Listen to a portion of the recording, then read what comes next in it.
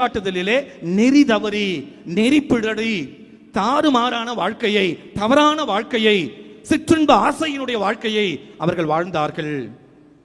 ஆனால் அன்புக்கினவர்களே, நான் முதலில் சொன்ன யூதாவினுடைய அரசன் ஆகாசுக்கும் பின்னால் குறிப்பிட்டிருக்கிற அதே யூதாவினுடைய அரசன் மனாசேவுக்கும் என்ன வித்தியாசம் என சொன்னால், மிக அற்புதமான ஒரு பெரிய வித்தியாசம் இருக்கிறது.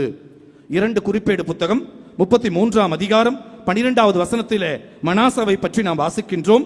2 குறிப்பேடு புத்தகம் 28ஆம் அதிகாரம் 16 மற்றும் 22 வசனங்களிலே ஆகாசை பற்றி வாசிக்கின்றோம். துன்ப நேரத்திலே மனாசேவுக்கு துன்பம் வந்தபோது தாழ்ச்சியோடு தன்னுடைய குற்றம் குறைகளை ஏற்றுக்கொண்டு கடவுளிடத்தில் சரணாகதியானான். அதுதான் வித்தியாசம். ஆகாசுவும் 1000 தவறுகளை செய்தான், மனாசேவும் 1000 குறை குற்றங்களை வைத்திருந்தான். ஆனால் எங்கே அவர்கள் வேறுபட்டார்கள் என்று சொன்னால், ஆகாசு துன்ப நேரத்திலே தன்னை படைத்த தெய்வத்தையே அவன் சபித்தான். படைத்த தெய்வத்தை விட்டு அவன் வெளியே போனான். அவருக்கு பலி செலுத்த வேண்டிய இடத்தை வேற்று தெய்வங்களுக்கு பலி செலுத்தினான். வேற்று தெய்வங்களுக்கு பின்னால் போனான்.